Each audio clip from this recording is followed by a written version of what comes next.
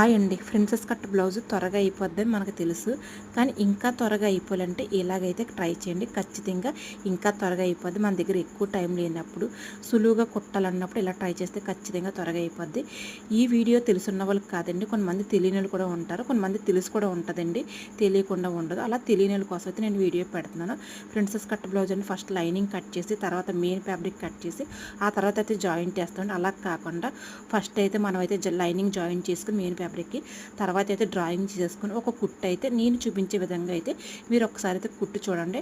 అంతకేమైనా doubt వస్తే first అయితే మన బ్లౌజ్ మీద ట్రై చేయండి. మన బ్లౌజ్ కరెక్ట్గా వచ్చింది అనుకుంటే ఆ తర్వాత కస్టమర్స్ బ్లౌజ్ మీద కూడా ట్రై చేయండి. నేనైతే అలాగా ట్రై చేసాను, బాగా వచ్చింది. ఆ తర్వాత కస్టమర్ బ్లౌజ్ కూడా ట్రై చేశానండి. ఇంకేముంది, డ్రాయింగ్ వేసిన విధంగా డ్రాయింగ్ వేసుకుని ఒక కుట్టు అయితే వేసుకుని తర్వాత కట్ చేసుకోండి. అప్పుడు తిరగా మరగా కూడా మనకు ఉండదు.